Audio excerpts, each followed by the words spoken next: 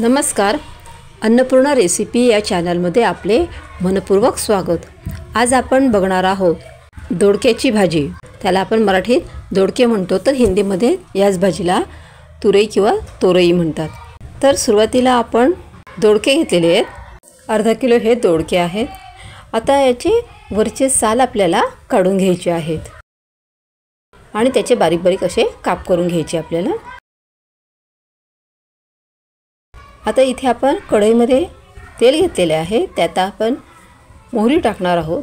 मोहरी तळतळल्यानंतर आपल्याला त्यामध्ये जिरे टाकायचे आहे।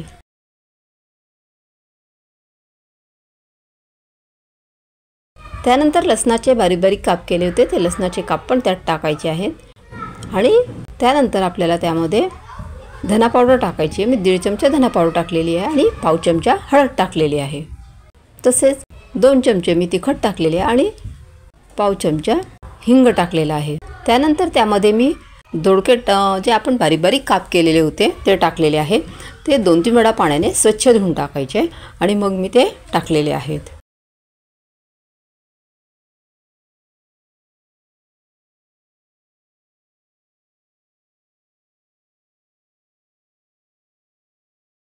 त्यानंतर इथे चवीनुसार मी मीठ टाकलेले आहे आणि हे मिश्रण आपल्याला चांगले मिक्स करून घ्यायचे आहे।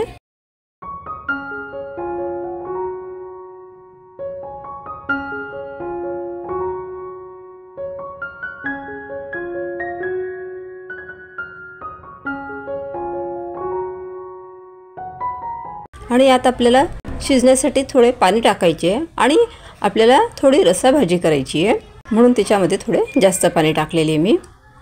आता इथे मी मुगाची डाळ घेतलेली आहे, थोडीच मुगाची डाळ घेतलेली आहे। ती पण आपण स्वच्छ 2-3 वेळा पाण्याने धुवून टाकणार आहोत। त्यानंतर आता इथे तुम्ही बघू शकता ही भाजी आपली उकडत आलेली आहे, उकडते। आणि त्यानंतर आपल्याला ती मुगाची डाळ जी आहे धुतलेली ती त्यात टाकायची आहे। नंतर आपल्याला झाकण ठेवून द्यायचे आहे। आता इथे तुम्ही बघू शकता की आपली भाजी ही तयार झालेली आहे।